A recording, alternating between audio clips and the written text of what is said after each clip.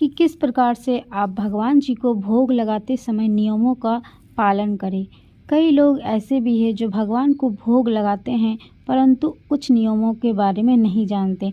भगवान को भोग लगाने के बाद कितने देरी के बाद आप उस प्रसाद को ग्रहण कर सकते हैं या फिर किसी और को दे सकते हैं।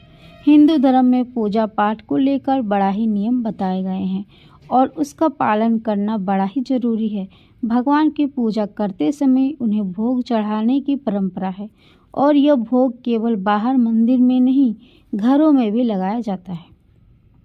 भोग के जरिए भगवान के प्रति प्रेम की आस्था प्रकट की जाती है, लेकिन अक्सर लोगों के मन में ये सवाल चलता है कि भोग लगाने के बाद कितने देरी के बाद भोग को वहाँ से हटाकर प्रसाद के रूप में सभी को बांट दिया जाए।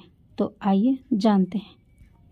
जब भी आप भगवान को भोग लगाते हैं तो ध्यान रखें कि भोग कम से कम 2 से 5 मिनट के लिए ही मंदिर में रखें। भोग लगाने के बाद मंदिर का पर्दा लगा दें ताकि भोग को कोई भी और ना देख सके। इसके बाद पर्दा हटाकर भोग को बाहर निकाल लें। फिर भगवान को चढ़ाया गया ये प्रसाद के रूप में खुद ग्रहण करें और घर के सभी सदस्यों को भी बांट दें। ध्यान रखें, भगवान को भोग लगाते समय उस भोग को किसी प्लेट या कटोरी में नहीं, बिना किसी बर्तन के भोग नहीं लगाना चाहिए। भोग लगाते समय भोग का साथ ही पानी भी जरूर रखना चाहिए और साथ ही हाथ जोड़कर नियम एवं विनती से भगवान को ग्रहण करने के लिए कहना चाहिए। भगवान को भोग लगाते समय इन बातों का विशेष ध्यान रखना चाहिए।